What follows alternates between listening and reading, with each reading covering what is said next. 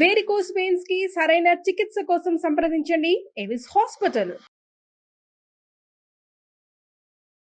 నమస్తే కళ్యాణ్ నమస్తే చక్రవర్తి జయ గారు. గారు. నమస్తే. నిన్న నాకు రాజమండ్రి నుంచి ఒక మెయిల్ వచ్చిందండి. పేరు ప్రసాద్. పెళ్ళయి 1 సంవత్సరం అవుతుంది. నేను డైరెక్ట్గా టాపిక్లోకి వెళ్ళిపోతున్నానండి, ఎందుకంటే టైం వేస్ట్ కాకుండా మళ్ళీ వాళ్ళతో కూడా మనం డిస్కస్ చేయాలి కదా, అందుకనేసి. ఒక పర్సనల్ ఇష్యూ, అంటే ఇలాంటివి మగవాళ్ళు కూడా ఫేస్ చేస్తారంటే సమస్యకి ఆడ మగ తేడా లేదు, బట్ ఈ రోజుల్లో ఇలా కూడా ఉంటుందా అని నాకు అనిపించింది. కళ్యాణ్ గారు నెంబర్ ఇచ్చారు, కాల్ చేసేస్తానండి డైరెక్ట్గా. మాట్లాడదాము, తప్పకుండా.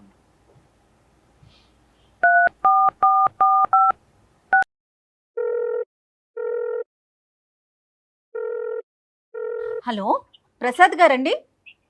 అవునమ్మా. నేను జయానండి, అందమైన జీవితం ప్రోగ్రామ్ నుంచి కాల్ చేస్తున్నాను. మీతో మాట్లాడొచ్చా? మాట్లాడచ్చమ్మా, మాట్లాడండి. రైట్. నాతో పాటు డాక్టర్ కళ్యాణ్ చక్రవర్తి గారు కూడా ఉన్నారు. అమ్మా, మీరు నాకు మెయిల్ పెట్టారు, దాన్ని ఒక బ్రీఫ్గా డాక్టర్ గారితో మాట్లాడండి. లేదమ్మా, మా అక్క కూతుర్నే నేను పెళ్లి చేసుకున్నాను. మ్మ్. మా పెళ్లి అయితే చాలా గ్రాండ్ ఇయర్, అంటే చాలా గ్రాండ్ ఇయర్ గా జరిగింది. మా అక్కల అమ్మాయి ఎదురు ఇల్లే, మా కరెక్ట్ గా మా ఇంటి డోర్ తీస్తే వాళ్ళ ఇల్లు డోర్ తీస్తే మా ఇల్లు. ఓకే. ఇలా నేను అమ్మాయి కదా అని చెప్పి కట్నం కూడా తీసుకోలేదు. ఏం కట్నం తీసుకుంటాం, అక్కల పాపం చేసుకుంటున్నాం, కుటుంబంలో చేసుకుంటున్నాం. కుటుంబం గురించి మాత్రమే ఆలోచన అండి నాది ఎప్పుడు కూడా. మా కుటుంబం అంటే మా నాన్నగారు కూడా లేరండి, చనిపోయారు. మనం ఒక స్థాయిలో ఉండాలి, మనం నలుగురికి కొంచెం దీనిగా ఉండాలి, ఎవరిని మనం తల ఉంచి తెచ్చుకోకూడదు. ఇలా అలా అనుకొని నేను కుటుంబం అంతా బాగుంటుంది కదా అని చెప్పేసి పెళ్లి చేసుకోవడం జరిగింది. ప్రపోజల్ ఎట్లా వచ్చిందండి? అంటే అక్క కూతుర్ని చేసుకోమని అక్క వాళ్ళ వైపు నుంచా, లేకుంటే మీ అమ్మగారి వైపు నుంచా, ఎట్లా? అక్క వాళ్ళ వైపు నుండే వచ్చిందండి. ఓకే. అక్క వాళ్ళ వైపు నుంచే వచ్చింది. అక్క వాళ్ళందరూ కుటుంబం అంతా పెద్దలంతా కూర్చున్నారు, మాట్లాడుకున్నారు. చేసిన తర్వాత నాకు చెప్పారండి. ఓకే. కుటుంబం గురించే మీరు పెళ్లి చేసుకుంటున్నారు, కానీ ఆ అమ్మాయి మీద మీ అభిప్రాయం? అమ్మాయి మీద అభిప్రాయం మంచి అభిప్రాయం, మంచి ఒపీనియన్ ఉంది. మంచి ఒపీనియన్ ఉంది. Very good, very good. మంచి ఒపీనియన్ ఉందండి. తనకండి ప్రసాద్ గారు, తనతో మాట్లాడారా పెళ్లికి ముందు? నేను మాట్లాడాను. నీకు ఇష్టం ఉందా లేదా అని కూడా అడిగానండి. ఓకే. అమ్మ వాళ్ళు అక్క వాళ్ళు ఏదో చెప్తున్నారని అలాగే నువ్వు ఒప్పుకోవాల్సిన అవసరం లేదు. నీకు ఇష్టం ఉంటేనే మనం పెళ్లి చేసుకుందాము, లేకపోతే నేను చెప్తాను అమ్మ వాళ్ళకి, నేను అక్కలకి చెప్తాను, ఒప్పిస్తానని చెప్పానండి. రైట్. నెక్స్ట్ అండి? ఆ తర్వాత అంటే పెళ్లి జరిగిందండి, చాలా గ్రాండ్ గా పెళ్లి చేసుకున్నాం, అంత బాగా జరిగిన తర్వాత హైదరాబాద్ వచ్చాము. ఇక్కడ హైదరాబాద్ లో యాజ్ యూజువల్ గా మా కాపురం అనేది చాలా చక్కగా గడిచింది. తను బీటెక్ పూర్తి చేసిందండి ఊర్లోనే. నేను ఇక్కడ వచ్చి తనకి మన ఒక దీంట్లో ఇన్స్టిట్యూట్ లో ట్రైనింగ్ ఇప్పించాను, జాయిన్ చేశాను. ట్రైనింగ్ కూడా అయిపోయింది. మేము ఒక 5-6 నెలల పాటు ఇక్కడ చాలా బాగా కలిసి ఉన్నాము. నాతో పాటు మా అమ్మగారు కూడా ఉండేవారు. ఎంత నాన్న మీ ఇద్దరి మధ్యన ఏజ్ గ్యాప్ ఎంత ఉంది నాన్న? ఒక 6 years ఉంటుంది సార్. 6 years. Okay, okay. చిన్న చిన్న కంపెనీలో ఇంటర్వ్యూస్ వస్తే నాకు యాక్చువల్ గా చిన్న చిన్న కంపెనీలకు పంపించడం ఇష్టం లేదు. పూణేలో వచ్చిందండి జాబ్.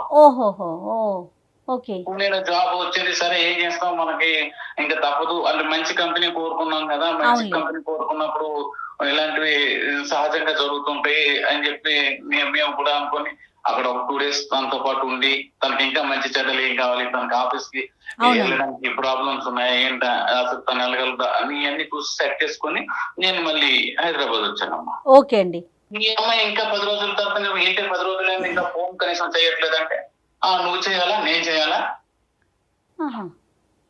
అని అడిగింది. అదేంటి అలాగ అడిగావు, ఎవరు చేయాలి, నువ్వు చేయాలి నేను చేయాలి, అది ఎలాగా ఏం చేస్తున్నావు అనేసి అంటే, కాదు నువ్వు కదా చేయాలి అన్నా. సరే అని నేను దానికి సర్ది చెప్పుకొని మళ్ళీ నేను ఫోన్ చేయడం చేస్తుంది. కొద్ది రోజులు పోయినాక నా ఫోన్ అటెంప్ట్ చేయడం మానేసింది.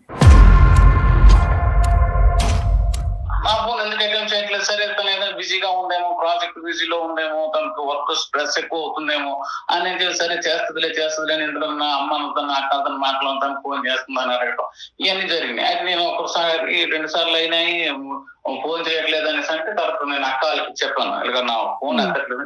లేదురా తను ఏదో బిజీగా ఉంటుంది, నా ఫోన్ మాకు ఫోన్ చేస్తుంది కదా, మాట్లాడుతుంది కదా అని చెప్పేవారు. సరే అనుకున్న తర్వాత ఇలాగ మళ్ళీ ఫోన్ రీచ్ అవ్వట్లేదు. ఎప్పటికి రీచ్ అవ్వకపోయేసరికి నేను తన ఫ్రెండ్ ఫోన్ నుంచి నాకు ఒకసారి ఫోన్ చేసింది అనమాట. ఆవిడ జనరల్ గా తన ఫోన్ కి సిగ్నల్స్ ఉండవు ఒక్కోసారి, అక్కడ ఉండకపోతే వేరే వాళ్ళ ఫోన్ పక్క ఫోన్ నుంచి చేయడం కానీ ఇలా చేయడంలో ఈ నెంబర్ కూడా పెట్టుకోండి అని చెప్పారు. నేను ఆ నెంబర్ కి ఫోన్ చేశాను. ఎందుకు ఎన్ని రోజులైనా ఫోన్ కలవట్లేదు ఏంటా తన అమ్మాయి నాకు చెప్పడం ఏంటంటే, లేదు అంకుల్ తను హాస్టల్ మారిపోయింది. అంతవరకు నాకు తెలియకపోవడం, ఒక భర్త కావాలనివ్వండి, ఒక మగాడి కావాలనివ్వండి, తన హాస్టల్ మారిపోయిన విషయం నాకు తెలియాల్సిన అవసరం ఉందా లేదా? బేసిక్ కమ్యూనికేషన్ అది బేసిక్ కమ్యూనికేషన్. ఇంకా అతను మాట్లాడటం, అక్కడ నుంచి కొంచెం మాట్లాడటం కూడా అంత కరెక్ట్ గా లేదు. నాకు ప్రాపర్ గా తన నుంచి ఏ ఇన్ఫర్మేషన్ లేదు, ఏం ఒక రెస్పాన్సిబిలిటీగా బిహేవ్ చేయట్లేదు తను. సరే ఏదో సర్దుకుపోతాం అనేసి నేను కొంచెం ఇదిగానే ఉన్నాను. మీ ఇంట్లో మనం సడన్ గా ఒక రోజు ఒక మెసేజ్ వచ్చింది నాకు, ఏంటంటే నువ్వంటే నాకు ఇష్టం లేదు, నేను నీతోని ఉండలేను. ఏంటి కారణం ఏంటి ఇది అంత అనేసి అడిగితే ఇంకా నా ఫోన్ రెస్పాన్స్ లేదు. పూణే వెళ్ళిన ఎన్ని రోజులకి నాన్న ఈ మెసేజ్ వచ్చింది మీకు? ఒక 1 year కి అవుతుంది. 1 year అదే ఒక 1 year పైన అవుతుందండి. 1 year పైన. ఈ 1 year పైన టైంలో ఎన్నిసార్లు ఆవిడ పూణేకి రావటం కానీ, మీరు పూణే వెళ్ళటం, హైదరాబాద్ రావటం కానీ, మీరు పూణే 2 times వెళ్ళాను సార్. నేను హైదరాబాద్ నుంచి పూణే 2 times వెళ్ళాను. తను పూణే నుంచి మా ఇంటికి ఒక 2 times వచ్చింది. అప్పుడు ఎలా ఉంది? మీరిద్దరు ఫేస్ టు ఫేస్ ఉన్నప్పుడు రెస్పాన్స్ ఎలా ఉంది?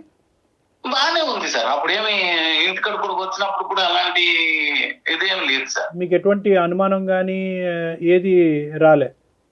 ఏం రాలేదు సార్ నాకు. ఓకే, మీరు చాలా పేషెంట్ గా ఉన్నట్టే లెక్క. 1 year అంటే మనల్ని కదా డాక్టర్ గారు వాళ్ళు. అదే మన అమ్మాయి అన్నట్టే మీరు ఉన్నారు. మన అమ్మాయిని మనం ఎలా గమనించగలం? కానీ ఆ అమ్మాయి మీరు ఓన్ చేసుకున్నంత ఇదిగా అమ్మాయి మిమ్మల్ని ఓన్ చేసుకోలేదు కదా. చేసుకోలేదు. ఇలా జరుగుతున్న తర్వాత ఎప్పుడైతే నేను ఆ మెసేజ్ చదివానో చేశానో వెంటనే పెద్ద బావ గారికి ఫోన్ చేశాను. ప్రాపర్ గా నాతో మాట్లాడలేదు ఇలాగా అని చెప్పేసి నేను ఆయనకి చెప్పాను. ఓకే, అసలు ఏం రెస్పాన్స్ లేదనమాట. అసలు ఏమనుకోవాలో ఏమో తెలియదు. నేను ఫోన్ చేసినా కరెక్ట్ గా తనకు ఫోన్ చేస్తే ఇంకా అప్పటి నుంచి నా ఫోనే ఎప్పుడు లిఫ్ట్ చేయలేదు. ఓకే, ఆ అక్కలకి అమ్మాయికి ఏది అడిగినా అంటే ఎందుకంటే మా అమ్మగారికి మా అన్నయ్యకి అయితే ఏం తెలియదండి ఈ విషయంలో. ఓకే, మా అక్క వాళ్ళకే తెలుసు అనమాట. ఓకే, తర్వాత ఏం జరిగిందండి? సడన్ గా పెళ్లి కూడా చేసేసుకోండి. పెళ్లి చేసుకుందా? పెళ్లి చేసేసుకుందండి. ఎక్కడ? పూణేలోనే? పూణేలోనే పెళ్లి చేసు అంటే పూణే కదండి, తను ఢిల్లీ అబ్బాయిని పెళ్లి చేసుకున్నారు. అయితే ఆ పెళ్లికి మా అక్క కూడా అటెండ్ అయింది. ఆ విషయం కూడా నాకు తెలియదు. Oh my God. ఏం అడగాలి, ఎవరిని అడుగుతాను నేను ఈ విషయంలో? మీకు ఎలా తెలిసిందండి తను పెళ్లి చేసుకున్నట్లుగా? స్టేటస్ ఉంటాయి కదమ్మా. ఎంత ధైర్యం అండి, ఎంత ధైర్యం! మీకు ఒక రీజన్ చెప్పలేదు, ఏమి మాటలు లేవు, మంచి లేదు. ధైర్యం అంటారా, బరితెగింపంటారా, మరి ఇంకేమంటారు దీన్ని? నాకు అసలు ఏమి అర్థం కాలేదు. మా అమ్మకి చెప్దామంటే అమ్మ బాధపడుతుంది, తను ఒక్కదయ్యే నాన్నకోలేరు. అలాగని అన్నయ్యకేమో ఏమి తెలీదు. అన్నయ్యకి చెప్తేమో అమ్మకి తెలిసిపోతుంది, ఇంట్లో మొత్తం తెలిసిపోతుంది. మీ సోషల్ కాంటాక్ట్స్ ఇవన్నీ ఆ ఊర్లో మీ పాస్ట్ ఎలా ఉండేదండి? అంటే ఆ ఊరితో మీకు బాగా అటాచ్మెంట్ కనెక్షన్స్ ఉన్నాయా? అంటే ఫ్రెండ్స్, ఫ్యామిలీ ఇదంతా? నాకు బాగా ఉంది డాక్టర్ గారు. నేను పుట్టిన నేల డాక్టర్ గారు అక్కడ. నేము ఆ పరువు అనేటటువంటిది ఒకటి. ఇంకొక అంశం ఏంటంటే మీరు అనుకుంటే కనుక ఈ అమ్మాయి కాకుండా వేరే అమ్మాయి మీ జీవితంలో ఇంకా బెటర్ అమ్మాయి మీ జీవితంలో వచ్చి ఉండేది అవకాశం. అమ్మాయి నాకు లైఫ్ లో వచ్చేది, నా కుటుంబాన్ని గౌరవించే అమ్మాయి నాకు వచ్చేది. సో ఈ ఇష్యూతో మీరు వెళ్ళడం మానేశారా ప్రసాద్ గారు? పూర్తిగా ఈ రోజుకి 9 సంవత్సరాలు అయింది. పెళ్లి కొంచెం లేట్ గా జరిగింది, కానీ మా ఇద్దరికి ఎప్పుడైతే డిస్ట్రిబ్యూషన్ వచ్చిందో ఇంకా తను ఓపెన్ అయిపోయి వాళ్ళు వేరే అబ్బాయితో ఉంటున్నాను. మా అక్క కూడా ఢిల్లీలో అక్కడ పెళ్లికి వెళ్ళి అటెండ్ అయిన తర్వాత నేను ఇంకా వెళ్ళలేకపోయాను. మా ఇంటికి వెళ్ళాలంటే నాకు చాలా అంటే ఒక నిర్జీవంగా ఒక అర్థమవుతోందండి మీ బాధ. అర్థమవుతుంది. అంటే 2 వన్నెపోట్లు కదా ఇప్పుడు. ఇక్కడ ఒకటి అక్క, ఇంకో సైడ్ నుంచి సొంత భార్య. అంటే అట్లీస్ట్ ఒకరికైనా బుర్ర అక్కడ పనిచేసి ఉండాలి, ఒకరికైనా కొద్ది నీతి న్యాయం అనేటటువంటిది అర్థమై ఉండాలి. ఇంత అంటే మీ ఇంట్లోనే ఇలాంటి 2 వ్యక్తులు ఉన్నారు అనేటటువంటిది మీరు పసిగట్టలేకపోవటం, మీరు కానీ మీ మదర్ కానీ పసిగట్టలేకపోవటం, వీళ్ళ వెనకాతలు ఇంత పొల్యూషన్ ఉంది అనేటటువంటి ఆలోచన రాకపోవటం అనేది కొద్దిగా ఆశ్చర్యం కలిగిస్తుంది ప్రసాద్. తను ఊరు వస్తుందండి. ఆవిడ ఇదంతా చూడలేకపోయింది. ప్రసాద్ గారు, తను మీ మిస్సెస్ సారీ మీ ఆ అమ్మాయి ex కూడా అనలేము, ఎలా అంటాం? ఎలా ex అనాలి? అనలేము. అసలు ఏమని మీకు డైవర్స్ అవ్వలే కదా? సంబోధించాలో డైవర్స్ అవ్వలేదు డాక్టర్ గారు. ఇప్పుడు స్టిల్ ఈ రోజుకి కూడా ఇప్పుడు మనం మాట్లాడుతున్న ఈ క్షణంకి కూడా నాకు డైవర్స్ అవ్వలేదు. ఎన్ని రోజులు అయింది వాళ్ళు పెళ్ళి అయ్యి? ఢిల్లీలో ఒక పెళ్లి జరిగిందండి. ఆ. తర్వాత మళ్ళీ ఊరు తీసుకొచ్చి మళ్ళీ ఊర్లో కూడా ఒక పెళ్లి చేశారు my అన్నమాట God. అమ్మాయి అన్నమాట. అయ్యో దేవుడా. ఆ ఎంత ఊర్లో పెళ్లి జరిగిన విషయం కూడా మళ్ళీ నాకు తెలియదు. మళ్ళీ ఎవరెవరు ఫ్రెండ్స్ ఫోన్ చేసి మా అక్క చెల్లెళ్ళు అంటే బంధువులు ఉంటారు కదా, అవునవును, ఊర్లో అంటే తెలిసిపోతుంది కదండి. మరి ఏం వాళ్ళు చెప్పుకున్నారట ప్రసాద్ గారు ఊర్లో పెళ్లి చేసేటప్పుడు? ఇప్పుడు మీరు సొంత మేనమామ, ఎవరు అడగలేదండి? ఏం ఎవరు చెప్పారట అసలు ఊర్లో? నిలదీయలేదు ఎవరిని? పంచాయతీ పెట్టలేదా? ఏంది బరితెగింపు ఏంటి, ఈ వ్యవహారం ఏంటని? ఊరికి కొంచెం దూరంగా వేరే పల్లెటూరు దగ్గర ఒక టెంపుల్ లో మామూలుగా పెళ్లి చేసేసి పెళ్లి జరిగిపోయిందని ఊర్లో తీసుకొచ్చి అందరూ పరిచయం చేశారు. మరి ప్రసాద్ ఏడి అని అడగలేదు ఆ, ఊరు అదే వాళ్ళు? కదా ప్రసాద్ ఇది. అడిగారు మేడం, అడిగిన వాళ్ళు అడిగారు కానీ ఏం అడుగుతారు ఇంకెలక్టివ్ చేసినాక. అది కాదు ప్రసాద్, మీ తరపున మాట్లాడేటటువంటి ఊరు పెద్దలు ఒక్కరు లేరా? ఏమ్మా నీకు డైవర్స్ అయ్యిందా? ప్రసాద్ ఎక్కడికి అసలు- వెళ్ళాడు? ఆ ఊర్లో ఒక పేరు ప్రఖ్యాతి ఉన్నటువంటి ప్రసాద్ను వదిలేసి ఈడు ఎవడో ముక్కుమోహం తెలియని వాడిని పెళ్లి చేసుకోవటం ఏంటి అనేది ఒక్కరు కూడా నిలదీసే అవకాశం లేదండి అక్కడ? ఒక క్వశ్చన్ కూడా రేస్ కాలేదా? అడిగారు డాక్టర్ గారు, అడిగినా ఏమో సమాధానం లేదు. అందరం తీసుకెళ్లి మా అక్కే కదా పరిచయం చేస్తుంది, తీసుకెళ్లి ఈడే అన్నాడని. అంటే ఇంక అన్ని తెగించున్నారా వాళ్ళు? లేదంటే మీ వాళ్ళే ఇప్పుడు ఇప్పుడు ఐదర్ ఎవరైనా వాళ్ళు అయినా భయంకరమైన తెగింపు బరి తెగింపు ఉండాలి, లేదంటే మీ సైడ్ అసలు నోరిప్పి మాట్లాడే వాళ్ళు అయినా లేకపోయి ఉండాలి. నెగటివిటీని ఏమన్నా స్ప్రెడ్ చేశారా? పోనీ అలాంటి అంశం ఏమన్నా ఉందా మీ గురించి మీ ఏమన్నా గురించి? మీ గురించి ఇంకా ఏదైనా భిన్నంగా spread చేశారా? న్యూస్ ఏమైనా స్ప్రెడ్ చేశారా? ఏం లేదు, నా గురించి ఏం స్ప్రెడ్ చేయడం లేదు. అందరికి తెలుసు అక్కడ తను రకరకాల నేను చెప్పాను, నేను మీకు చాలా చెప్పాను. ఇందులో ఒక మగాడిగా మీరు ఒక సమాధానం చెప్పండి, వీటన్నిటిని తట్టుకుని ఎలా మనం నిలబడాలి. వెనక నుంచి వెన్నుపోట్లు సొంత కుటుంబ సభ్యులే, ఎక్కడో దూరం వాడు చేస్తేనే అరే మోసం చేశాడు అనుకునేటటువంటి ఈ రోజుల్లో సొంత కుటుంబ సభ్యులే మీ జీవితాన్ని నాశనం చేశారనేటటువంటిది చాలా బాధాకరమైనటువంటి అంశం, కాదనట్లేదు. కానీ ఇక్కడ ఇక్కడ ఇక్కడ కొన్ని మనకు వచ్చేటటువంటి ప్రశ్నలు ఏంటంటే, మీ సైడ్ నుంచి బేసిక్ కాన్సెప్ట్ ప్రసాద్ అనేటటువంటి తెలియనటువంటి ఊర్లో, మనిషి గురించి తెలియనటువంటి ఊర్లో ప్రసాద్ని ఇంత అన్యాయం చేస్తారా అని ఎదిరించి నిలదీసేటటువంటి వ్యక్తి కనిపించకపోవటం అన్నది ఇక్కడ ఆశ్చర్యం కలిగించే అంశం. Yes. రెండోది, ఎవరు ఎందుకు ఏం చెప్తారండి? ఇక పెళ్లి ఇప్పుడు ఢిల్లీలో పెళ్లి అయిపోయింది ఫస్ట్ టైం సంగతి కొంతవరకు స్ప్రెడ్ చేశారు. సరే దీనంతటి యొక్క ప్రభావం మీ మీద ఎలా పడిందండి? అంటే 9 years పాటు ఒక భయంకరమైన వనవాసం గడుపుతూ, మీరు వనవాసం అంటారా? చెయ్యని తప్పుకి అనుభవిస్తూ. అజ్ఞాతవాసమే డాక్టర్ గారు ఎస్ నాది. ఎస్ అంటే ఇంత ఎందుకు మిమ్మల్ని మీరు ఎందుకు ఇంత శిక్షించుకుంటున్నారు? నెంబర్ 1. నెంబర్ 2, ఇక్కడ ఏంటంటే మీ తల్లి మొహం కూడా చూడలే కదా ఈ మధ్యకాలంలో మీరు? లేదండి, నా తల్లి ముఖం కూడా నాకు చూడడం కూడా చేశారు. ఇందులో ఇంకొక విషయం, ఇంకా గొప్ప విషయం ఏంటంటే డాక్టర్ గారు, అసలు అంటే ఇవన్నీ ఎలా చెప్పాలి, అసలు ఏమని చెప్పాలి, సిగ్గు విడిచిపోయి అన్ని ఇంకా సంగతి మర్చిపోయి చెప్పాలేమో తెలియదు. కానీ తను డెలివరీ కూడా అయింది.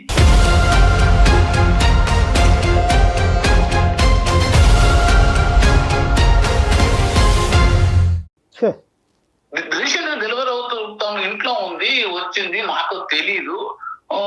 మా అక్కలేమో వచ్చి ఒకసారి ఫోన్ చేసి అరే అమ్మకి బాగాలేదు నువ్వు వచ్చి చూసిపోరా అంటున్నారు.